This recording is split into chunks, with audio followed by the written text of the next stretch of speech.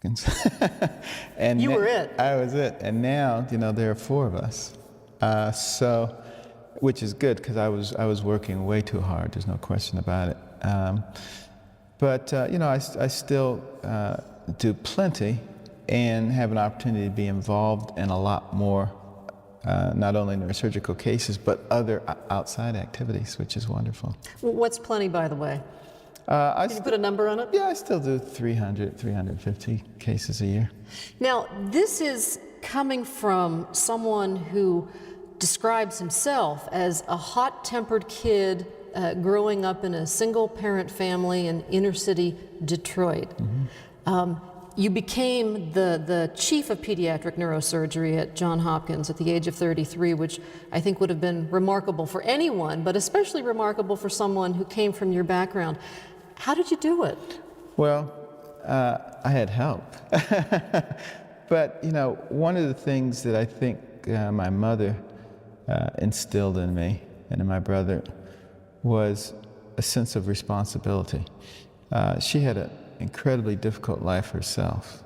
One of 24 children, got married when she was 13, found out her husband was a bigamist, had only a third-grade education, but she never became a victim. And she never felt sorry for herself. And she never felt sorry for us. And she never let us feel sorry for ourselves. And she always said, do you have a brain? And if you have a brain, then you're fine. It doesn't really matter what's going on out there. And you can deal with it. And so were there obstacles along the way? Absolutely. Were there people telling me you can't do this? Of course there were. Did I listen to them? Of course not. You described it as the no excuses household, which I think is absolutely remarkable that your mother, as you said, with a third-grade education, had the wisdom Yes. to require the kinds of things that she did from you and your brother. Right, and that was it. She was a good observer. And because she worked as a domestic, cleaning other people's houses, and she would work 2 or 3 jobs at a time because she didn't want to be on welfare. Because she noticed that she never saw anybody go on welfare and come off of it, and she didn't want that life for her or for us. But she would observe in those homes of very successful people what they did, and then she would bring that home. What they did was read. Right. She was working in homes where there were lots of books. There were lots of books. They read, they planned, they strategized. They had vast amounts of knowledge about all kinds of things. They didn't sit around watching TV all day, drinking and playing games. And she said, that's what people do in our neighborhood. And then she would take us to the places where she worked, and she would say, now, you have a choice. You can do what people do in our neighborhood, and you can stay there, or you can do what people do in this neighborhood, and you can go there. You said that growing up, you hated your neighborhood, you hated the environment, you were angry, but you knew at some point this is temporary. Right. Well, it was once I started doing a lot of reading, I stopped hating poverty quite as much, because I knew by reading stories of people like Booker T. Washington, who was born a slave. It was illegal to read, but he taught himself to read anyway, read everything in sight, became an advisor to presidents. And I began to realize that the person who has the most to do with you is you. It's not the environment, and it's not somebody else. And as I began to understand that, I realized that I didn't have to remain in that neighborhood. I didn't have to remain in that state, that I could change it to whatever I wanted it to be. And at that point, it didn't bother me anymore, because I knew it was temporary. But here you were, a kid, you weren't on welfare, but your family did use medical assistance, and you recalled times when you would sit in the waiting room, in the hall, waiting for your turn.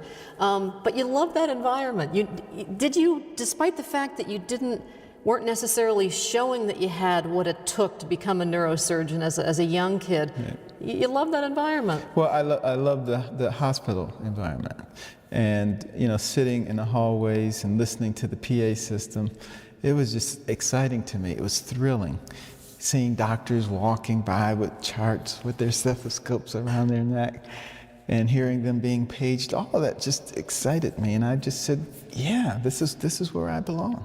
So you had to imagine yourself there, even when As a young child, you say you were considered the class dummy. You Right. even used to say to your mother, "I'm not smart." Right. Well, I was like a lot of kids are. You ask them, what do you want to do? What do you want to be? And they'll say, oh, I want to be an astronaut. I want to be, this President. or that or the other. But you look at their list of achievements and they're not very impressive, but somehow they think magically it's going to happen. Well, I was the same way. But in my case, magically it did happen. But it wasn't really magic. It was a lot of work behind it. That's right. In fact, preparation, you underscore the importance of preparation, and it's absolutely critical in what you do. I'm thinking of, especially in your early days, separating conjoined twins who were joined at the head in a first time ever surgery that required a team of 77 Right. personnel and 22 hours on your feet. What kind of preparation goes into that? Well, first of all, these were occipital craniopagus, joined at the back of the head. And none of those had ever been successfully separated before because they share all the major blood drainage systems of the brain, and so they tend to exsanguinate or bleed to death. And so obviously I did a lot of studying about not only those kinds of twins, but other kinds of twins, because there have been some other types of twins that had been successfully separated. And then thinking about some of the techniques that we used in craniofacial surgery, talking to some of the cardiovascular surgeons about ways to stop blood flow, and just putting all that together into a plan. So, and it was very much like what I had done for a number of other complex types of cases. I was, at that point in my career, doing all kinds of pretty amazing things that most people wouldn't do. And it wasn't because I would do anything. It was because I had a lot of people around me who were brilliant, and I was taking advantage of them. I would pick their brains. I'd say, well, what do you think about this? And find out, you can make a lot of progress if you walk on the back of people who've already made some progress, and you just keep putting all those little stones together, and pretty soon you make a bridge. It is interesting, though, that many of your most pioneering accomplishments happened very early in your career. Yes. Is that typical, or I mean, is that youth and boldness? Well, actually, if you stop and you think about it, you look at people, for instance, who win Nobel Prizes in science and mathematics. They usually don't get them until they're in their 50s or 60s. But it's for work they did when they were in their 20s and 30s. This is the most productive part of your life, because you've got lots of energy and, like boundless enthusiasm. Now, if I were starting out today at age 58, there's no way I would do a lot of that stuff. I mean, I don't have the energy to do that anymore, or the desire, quite frankly. But, then it is very, very exciting. And that's why I tell young people all the time, I said, now is the time. I said, don't be sitting around thinking, well, in 10 years I'll do this, and then 15 years. Don't do that. Now is the time. Prepare yourself, use that enthusiasm, use that energy, focus on stuff, make it happen. You look at Bill Gates, stuff that he did that in his 20s. And a lot of other people, Steve Jobs, all of those people, even though they're sitting pretty right now, they did that stuff when they were in their 20s. So that's a good time to use that energy effectively. Well, what does that say to a physician? I hope you won't mind if I say, I think you're 58 years old. 18% of the practicing physicians in this country, 18 or 19% are 65 or older, and they do have a different view. In fact, many of them are retiring, and in something like neurosurgery, which requires stamina and unbelievable eye-hand coordination. Right. What does that mean? Well, they tend to retire earlier. It used to be that neurosurgeons retired generally around 65. Now it's about 10 years earlier than that. Not so much that there's been a decrement in their abilities as it is, it's very difficult, particularly in private practice now, to be able to pay the malpractice premiums. So You're the second most sued specialty. Is that right? Neurosurgery. It's either first or second. It's neurosurgery and OB. And people used to start slowing down when they hit about 50. And just, kind of take it easy over the next 10 to 15 years before they fully retire. And now you can't do that, because if you've got to pay these enormous malpractice premiums, you just can't slow down. So there comes a point when you're, 55 or so, you say, I can keep working like a madman, or I can retire. And a lot of people are choosing to retire. There are some studies that suggest that slowing down actually may be worse for an aging surgeon or physician. Well, there are some studies that indicate everything. Well, that's true too. But the fact of the matter is, we are losing some tremendous talent earlier than we should be losing it. There's no question about that. And it's something that, as a society, we really do need to deal with it. That brings us to healthcare. I know when Hillary Clinton devised healthcare reform, you weren't a fan. I'd like to know why and what you would describe as critical ingredients to real healthcare reform. Yeah.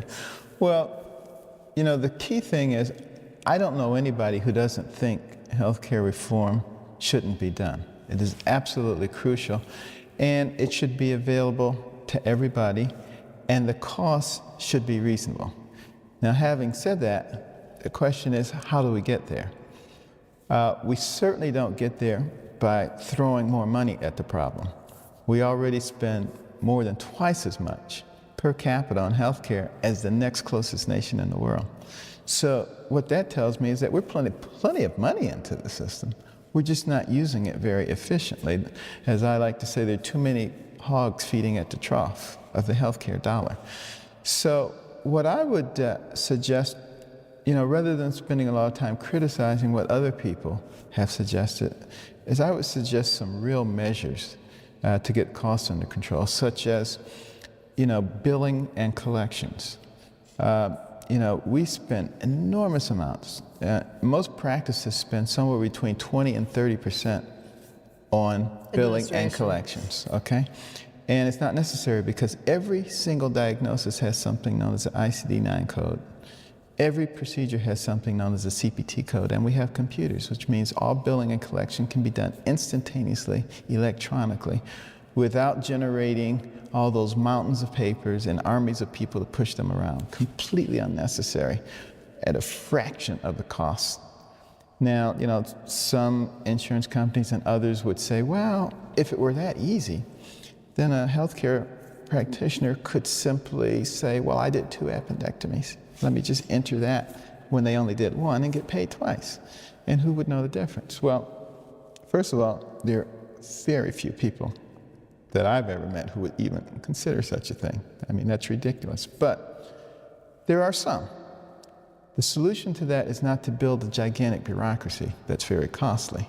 The solution is what I call the Saudi Arabian solution. Why don't people still in Saudi Arabia? You cut their hand off. You're not serious. Well, I wouldn't cut their hand off, okay? But there would be some real teeth in that, and the punishment. You'd lose your license to practice forever. That's not what happens now? No. You go to jail for no less than 10 years, and you would lose all your personal assets. Not only would no one cheat, but everybody would check every bill 7 ways to Sunday to make sure it was correct. It would not be an issue. It's sort of like, why don't people drive drunk in Sweden? They like alcohol just as much as we do. But the penalties for drunk driving are so severe that it's part of the culture. You wouldn't even think about it. And it's the same thing that would happen there. So not big bureaucracy, just real teeth in the rules. That would reduce the cost dramatically.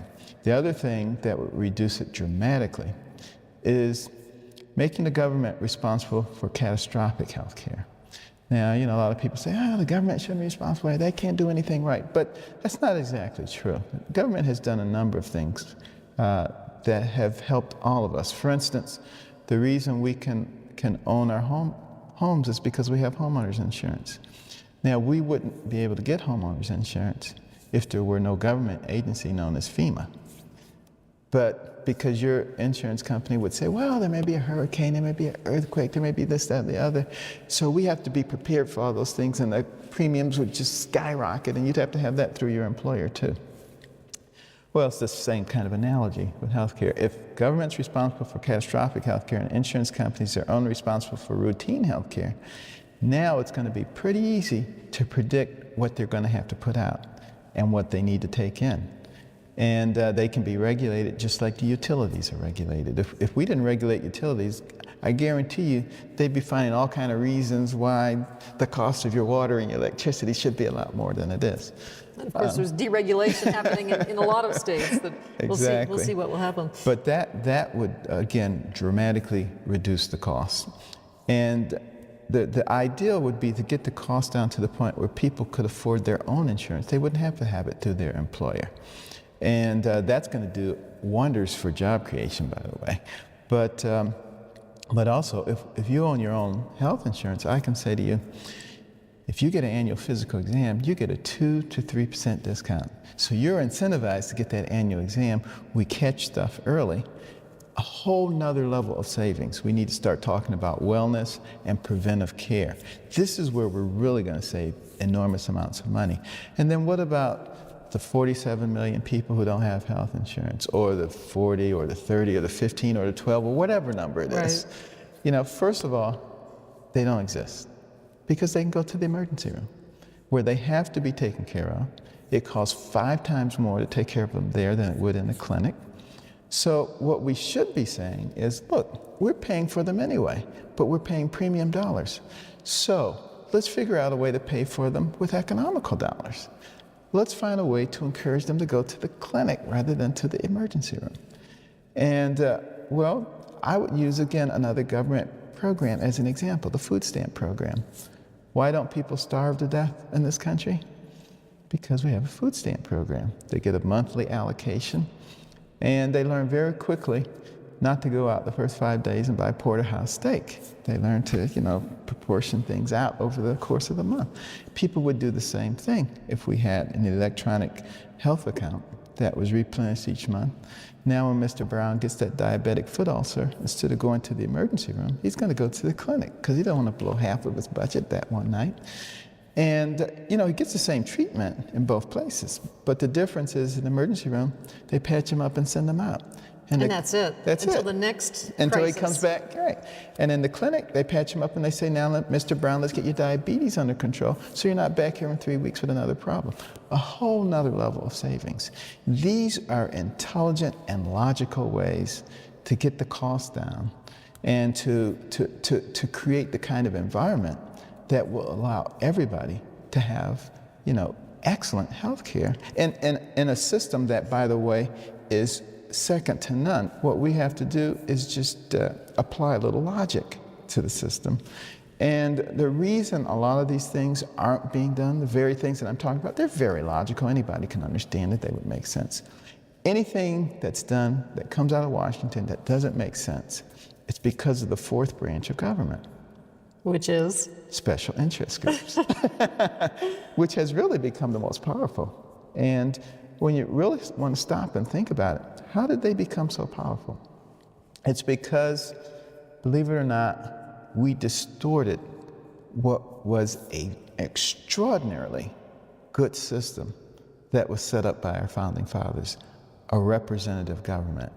They planned it so that teachers, janitors, dog catchers, pharmacists, nurses would go to Congress as representatives of their communities for a couple of years, making sure that their constituency was heard, and then go back. And then somebody else would come. And then somebody else would come. That's not the way it's working. Now we've created a situation where you give these lifetime politicians, and of course, they're worried about getting reelected every couple of years, which makes the special interest groups incredibly important. So we've kind of distorted the plan, and that's why we're suffering the consequences. Now, you have obviously a can-do attitude, but I'm wondering how optimistic you are that the kind of health care that you've described or something even comparable could pass. Oh, I know it could pass. The problem is getting it out there. And, you know, the establishment isn't all that interested, to be honest with you, in alternatives. I have found that out. They're just not that interested in them. And, you know, I guess... So the status quo is... Yeah, I guess what you'd have to do is almost declare yourself a candidate and run, and which I'm not particularly interested in doing. But one of the things that I've noticed in studying our government and our government structure is that they are deathly afraid of real change. I know, for instance, the current president ran on change. And people actually do want change, but as you can see, nothing has changed.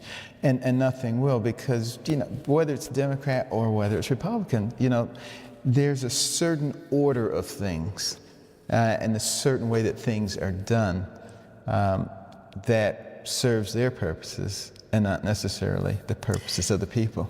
I had a little glimmer of you've thought about politics. Well, many people have told me that I really should do it. But you know, the thing that really is most important to me right now is working with the next generation and getting them prepared and maybe creating the right kind of leadership out of them. And one of the things I know is that if I go into the political arena, I automatically will eliminate half of my audience from one side or the other side. So, and you know, that won't work well for the kids. And the kids are an enormous focus of your energies these days. There's the Carson Scholars, the Angels of the OR. Tell us first about Carson Scholars, which is now in what, 32 states? 34 states. 34 states. Yes. Well, you know, some years ago, I was reading a statistic looking at the ability of our 8th grade equivalents to solve math and science problems. There were 22 countries involved, and we ranked number 21 out of 22. Did they calculate it the same way we do, though? Yes, yes, it was standardized. And my wife and I became very alarmed, and we said, what does this mean for the future of our nation? And we said, we have to do something about this. So we started giving out $1,000 scholarships to students starting in the 4th grade.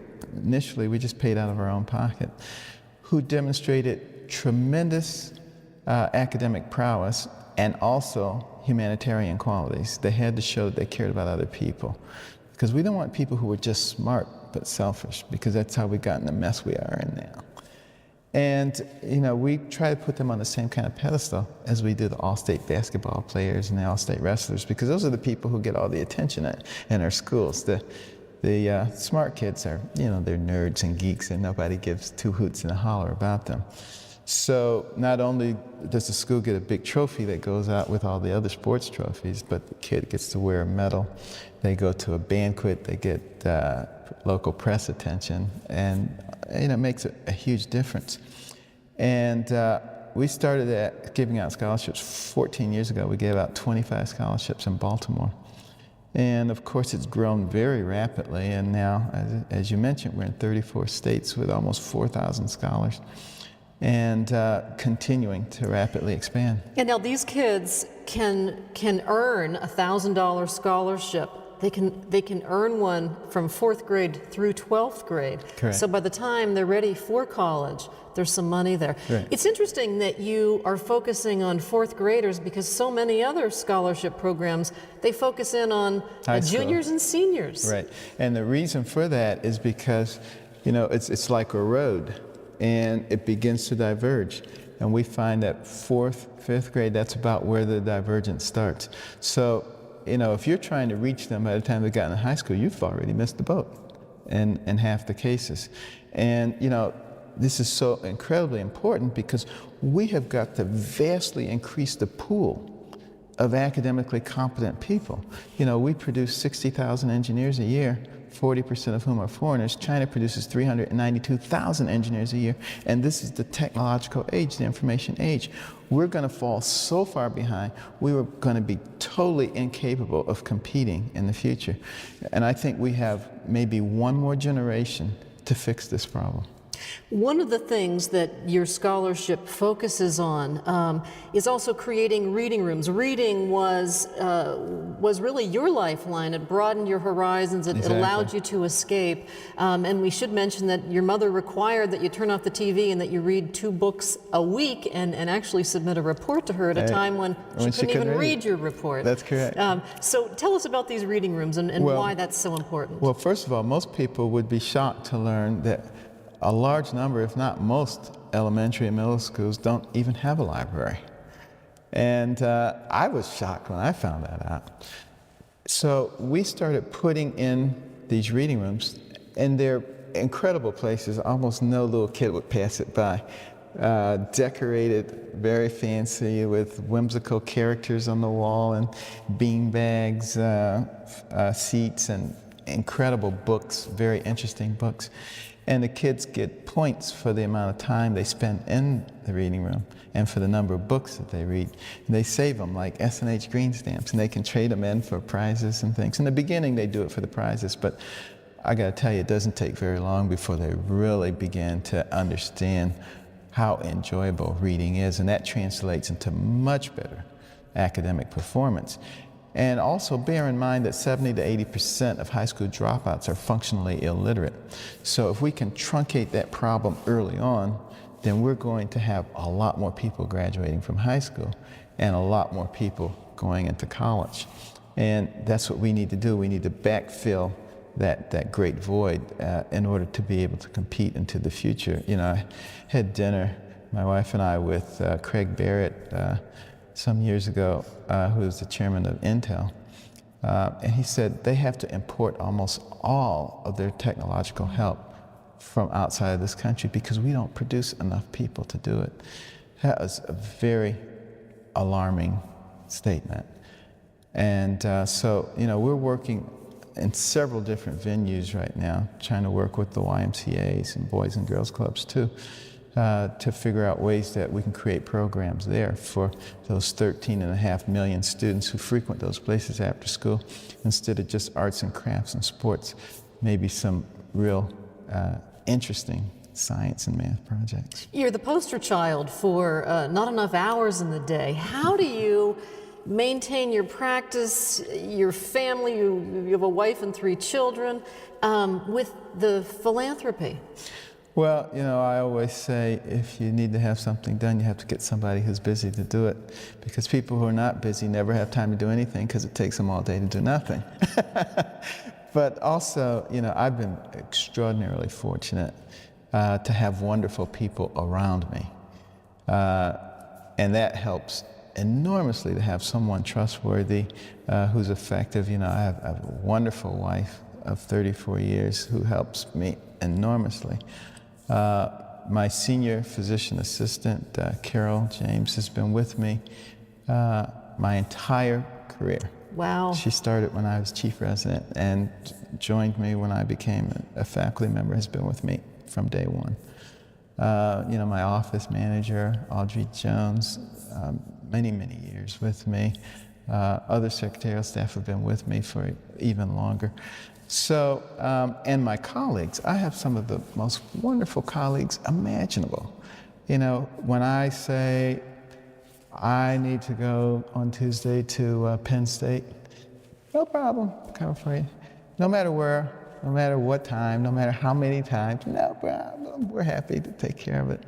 And, you know, they are just excellent, so I don't have to worry about any decreased, you know, capability in terms of taking care of complex problems. So all of those things make it possible for me to do some of the other things I do. Now, you mentioned your wife, Candy. You met her when you were at Yale. She's an accomplished musician.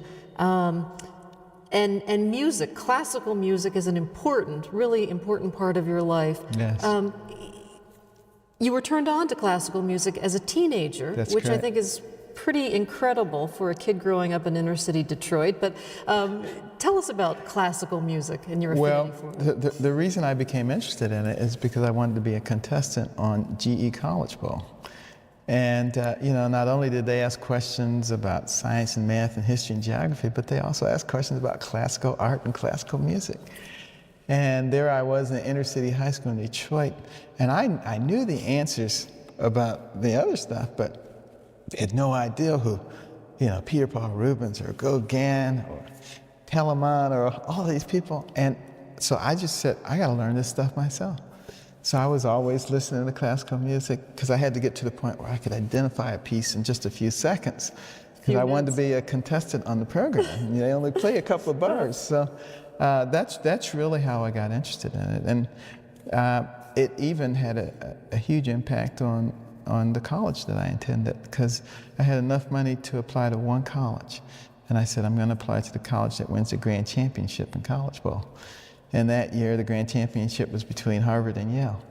And Yale demolished Harvard, so I applied to Yale. And fortunately, they accepted me with a scholarship. I was kind of young and naive. I had no idea how foolish that was just to apply to one college and to that college to be Yale. but it all worked out. And of course, even my getting together with my wife turned out to hinge on, the music connection. And there was a music connection even in your acceptance into a highly prestigious residency program. That's right. You were one of 153 candidates. Well, 125 candidates, and they took 2 a year. And so at Hopkins, and I wanted to go to Hopkins because that was a place that was best known for neurosurgery, but the odds of getting in obviously were slim. But when I went for my interview, the guy, Dr. Udvarhai, who was in charge of the residency program, was also in charge of cultural affairs at the hospital. And after we talked for a while, somehow we started talking about classical music, and we talked for over an hour about different composers, conductors, their styles, orchestras, orchestral halls. He was on cloud 9, and there was no way he wasn't taking me in the program, because he had to have somebody to discuss this with.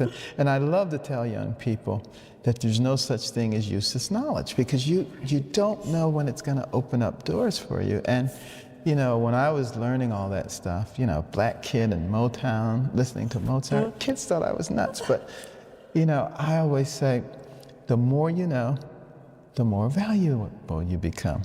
And the more doors it can open up for you. And some people say, but you'll overload your brain. Well, I can tell you as a brain surgeon, you cannot overload your brain. It is impossible.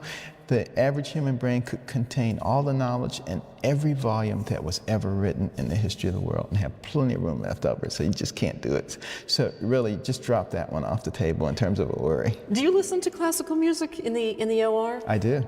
All the residents know when they come to pediatric neurosurgery that they're going to get asked about classical music as well as about the function of the medial longitudinal fasciculus. Tell us about the brain, because you are still obviously in awe of the brain, this thing that is considered to be more complex than any natural or artificial thing on Earth. Well, the human brain, billions and billions of neurons. I mean, if you started from as soon as you learn how to count until you died counting the neurons, you wouldn't even get close to the number of neurons that we have. Hundreds of billions of interconnections. It can calculate and process more than 2 million bits of information in 1 second. It remembers everything you've ever seen and everything you've ever heard. It is the source of creation of all the things that we marvel at. The computers, the television cameras, the space shuttle, all that comes from the human brain. So when people start talking about what they can't do, they really are not thinking about what they really have between their ears. And every time I look at that thing, I'm so impressed. I was asked by an NPR correspondent not too long ago. She said, Dr. Carson, I noticed that you don't talk much about race. Why is that? And I said, it's because I'm a neurosurgeon. And she gave me a quizzical look, and I said, you see, when I go into the operating room and I peel back that scalp and I take off that skull, I'm actually working on the thing that makes that person who they are. I say, the covering really isn't that important. The brain is what makes us who we are. And yet people always refer to you as the first Black neurosurgeon to do this or do that. And in many cases, you were the first neurosurgeon, period, to do things. And in most of the cases where there's been groundbreaking things, yeah, it has nothing to do with race.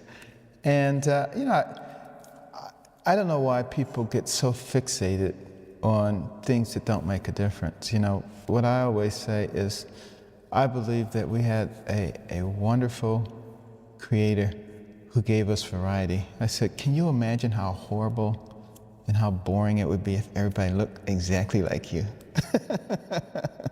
So, you know, that's a good thing, but certainly not a thing to spend so much time and energy on. And one of the great examples I like to give is ants. I say, who always comes to a party uninvited? Ants.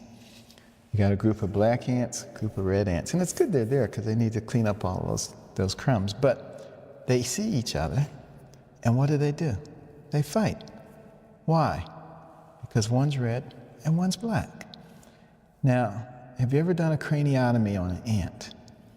Take an ant, put his head under a dissecting microscope. You've done this? Open it up and look for his brain. You're going to be looking for a long time. That's their excuse. What's our excuse? I want to get back for a moment to the fact that you specialize. You are a pediatric neurosurgeon. We're talking about very small brains, and part of, I think, aside from the fact that the results of your success can be 40 or 50 years, there's a plasticity you talk about to young brains. So Right.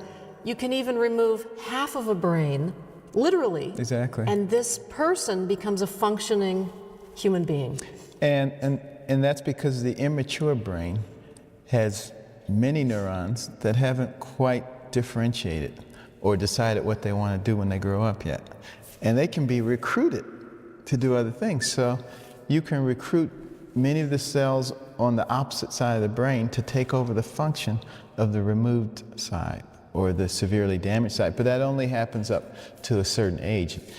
So that doesn't work in the mature brain and in the adult brain. And that's one of the things that attracted me to pediatrics. You could do some rather unique and radical things to solve some unique and radical problems that you would not be able to do with adults. But as we learn more and we study more about plasticity, and particularly as we begin to understand how to use stem cells in an appropriate way, there will be ways in the future that we can bring plasticities to adult.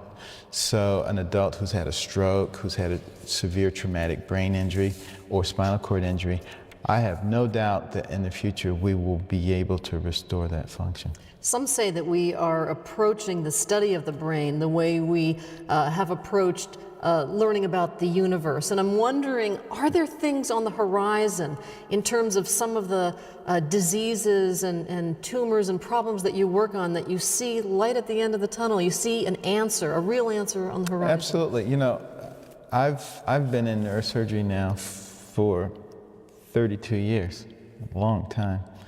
And it's a very different specialty now than it was when I started. And 30 years from now, it'll be completely different than it is now. You know, you look at some of the imaging capabilities that we have now, which allow us to pinpoint precise areas of the brain and look at the metabolic activity that is going on in that area of the brain and use an external source of energy to ablate or to destroy an area that needs to be removed without actually cutting into a person. You know, these kinds of things are in their infancy. You know, it reminds me of the Star Trek episode with the whales. I think it was Star Trek 3. And they found a human skull, from the 1990s, and it had evidence of a craniotomy, and they were saying, can you believe those barbarians back in those days, what they used to do? Well, we are approaching those kinds of things. You look at the various things that can be done with an endoscope, with something, no bigger than a pencil or less, that can be placed into cavities in the brain to look around inside, to remove tissue, to coagulate abnormal vessels, to do a whole host of things, to divert fluid to another area. These are just amazing things. And that's not to say that there aren't still primitive tools in your toolkit, drills and saws and things that would make most people shudder. Well, it is kind of funny. I remember once there was a Reader's Digest reporter who wanted to come to the operating room, and I said, are you sure you're going to be okay? Oh yeah, I was in Vietnam. And, took the drill and started drilling into the head, and next thing we know, thud, he was on the floor. But it's really not that bad. You get used to it.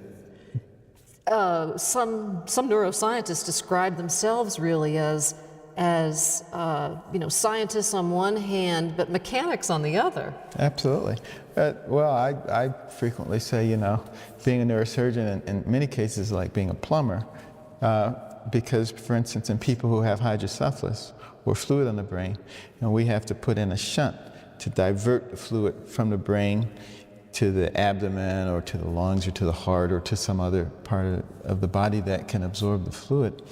So that's very similar to a plumber.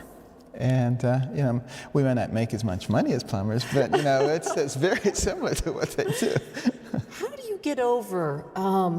You've talked in your book, Gifted Hands, the story of Ben Carson, you talk about surgeries that were incredibly complex and that were successful, and yet your patients died. I'm thinking of twins from Germany who, after the successful surgery, one child aspirated on food and I think suffered brain damage, another Right. died. How do you get over that? Well, anytime something doesn't work out, the way you can get by it is knowing that you did the best that you can do and recognizing that you're not ultimately in charge of everything. In my case, I believe in a higher power than myself. And I believe that my duty is to do the very best that I can do with the abilities that have been given to me. Now, does that mean that I don't feel it when somebody dies or somebody has a bad result? Of course I feel it. And of course it hurts. But you're able to move on because, you've done your best, and that you can't sit there and become, ineffective because you're worried about that. You've taken on some cases that other neurosurgeons have said, I'm not touching this, it's too risky. There's sort of a four-pronged question that you ask yourself, and you really are very serious about weighing risks and benefits. Well, Yes. What is that 4-point? Well, I ask myself, what's the best thing that happens if I do this? And what's the worst thing that happens if I do it? What's the best thing that happens if I don't do it? And what's the worst thing that happens if I don't do it? And by analyzing the answers to those four questions, I can frequently, very quickly, decide whether this is something that's worthwhile. If I then decide that it's worthwhile, I frequently will ask another series of questions. Who, what, when, where, how, why? Who's it affecting? All those kinds of things. But you need to have a good mechanism for sorting things out. And some of the cases where, people have thought maybe I was a bit of a maverick, it's not that I was a maverick at all. It's because I asked those questions. One well-known pediatric neurosurgeon once said, Carson will operate on anybody who will lay down. Which is not true because I operate on people in the sitting position too. But no, the fact of the matter is I would ask those questions. And if this person had absolutely no chance if we didn't do something, but maybe a small chance if we did, I'd sit down with the parents, I'd talk about that. I said, the chances really are not good if we do something, but the chances are virtually zero if we do nothing. And fortunately, in many of those cases, things worked out well. There was one case that I'm curious about. It was 29-year-old Iranian twins joined at the back of the head. They wanted desperately to be separated. Yes. Surgeons in Germany said no, and you took on the case. Well, I didn't, actually. Actually, you were part of a team, I should say. I'm sorry. When they first came to me, I told them about Chang and Ing Bunker and how they lived to be 63 years old without being separated, and they were having no parts of that. They wanted to be separated. So they found a team in Singapore. Right. A team with whom I was familiar and had worked with before. And then that team subsequently, convinced me to come and help them, even though I wasn't particularly game to do so.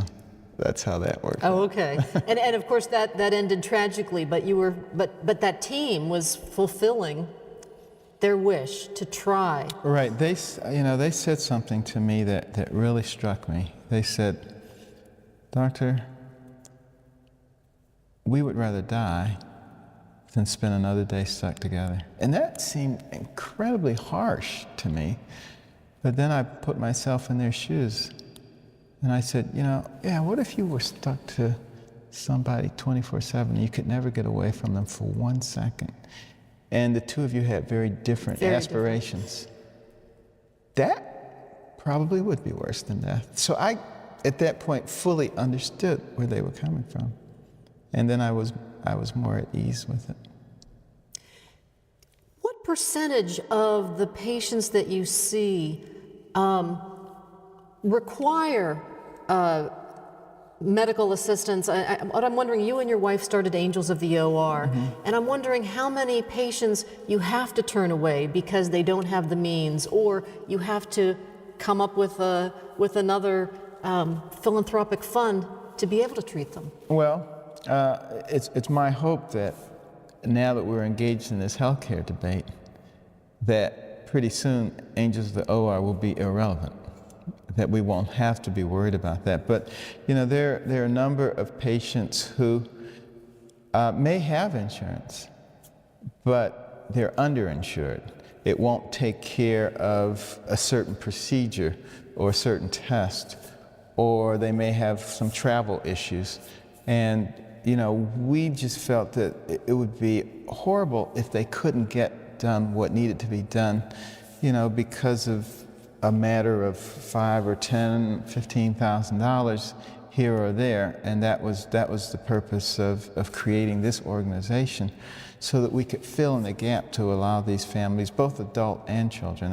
One of the adult neurosurgeons that is a close friend of mine, Dr. Cliff Solomon, and myself, we have both been agonizing over this, and we combined forces to create Angels of the OR. And but we are both hoping that we really will get some meaningful health reform, and that it will become irrelevant, but it's still there. People from all over the world have sought out your services, and there have been instances where you've said, yes, I will take on this case. I'm thinking of a young African boy who needed brain surgery. But you can't speak for your OR. Yeah, well, in the early part of my career, it was actually pretty easy to do those kinds of cases, to do charity cases, and we all did a ton of charity cases. But what happened about 10 years ago is that hospitals no longer had this big cushion that they used to have, because reimbursements kept going down, down, down, down. So, most places are sort of working on the edge now. So, the answer I would get when I wanted to do a charity case is, yeah, you can give your time away, but can you give away anesthesia's time, and the ICU, and the physical therapist, and nursing? And of course, the answer is no. So, that's something that has changed pretty dramatically. And one thing that a lot of people don't know or don't understand is that, the indigent always used to be taken care of. Virtually every physician devoted a portion of their practice to taking care of indigent people. So they always got taken care of. But now a lot of physicians don't take care of them because they're too busy struggling with the system. And so we've actually taken something that used to take care of itself and made it into something that doesn't. Having said that, I do think there should be a formal way of taking care of it, but it needs to be done in a logical way, like we discussed before. It's perfectly easy for us as a society to take care of these things, paying much less money than we pay now, if we will just exercise a little more logic and a little less politics. Your biological father must know about you, know about your successes. He was a much older man than your mother, who was 13 when she married him. He was a Baptist minister from Tennessee. And as you said, he was a bigamist and had a family of his own. Have you reconnected with him? Well, you know, he died many years ago. But, I have never been bitter toward him. And, you know, he was at my wedding and, you know, but, you know, he did not play a substantial role in my life. And even though as a kid I was devastated when my parents got divorced. It's like somebody pulled the rug out from underneath it. I prayed every night that they would get back together.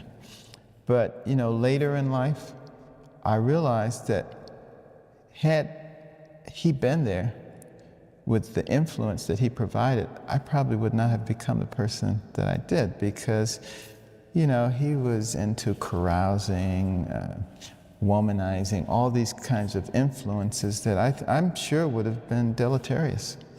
So, you know, sometimes, you know, we can't really see the big picture, and we're saying, oh, this is what, but if we could see down the road, we would see that maybe this is for the better. Speaking of the big picture, that's the title of one of your 4 books. And in it, you pose a question that you think we all need to ask ourselves so that we're focusing on the right things. And one of the questions that you say, aside from where do you want to be 5, 10, 20 years from now, is how do you want to be remembered? Yes. How would you answer that? Well, I would like to be remembered as a person who helped people to understand the incredible potential that they had, and to help people realize that they really don't have to depend on a lot of other people. What they have to do is take advantage of their God-given talents and to develop those, and that the person who has the most to do with them and what happens to them is them, based on the choices that they make. And if you can get people to understand that, and you can abolish that victim mentality, you're going to have an army of very capable people. And I look at all the things that were invented in this country, and you know, the more I read about the history of our nation, the more impressed I am about who we are, and what kind of people we are as the world's only superpower, how benign we are compared to other superpowers that have been here, the tremendous good that has been done, you know, throughout the world. And, you know, I don't have a whole lot of patience for those people who sit around and bash the United States. Are we perfect? No, but we're a heck of a lot better than anybody else who's ever occupied this position. And we have the potential to get even better. And we need not to be bashing ourselves, but to be looking at the kind of innovation, the kind of can-do attitude that made us into a great nation, that allowed us to reach the pinnacle faster than any other nation in the history of the world. We don't need to be trying to become like everybody else. We need to be who we are. We need to lead in a reasonable and responsible fashion. Dr. Ben Carson, thank you so much for talking with us. Thank you for having me. We hope you enjoyed our conversation with Dr. Ben Carson. Comcast subscribers can watch this program anytime on Penn State On Demand. Find out how through our website, conversations.psu.edu. I'm Patty Satalia. We hope you'll join us for our next Conversation from Penn State. Production funding provided in part by the Corporation for Public Broadcasting and by viewers like you. Thank you. This has been a production of WPSU.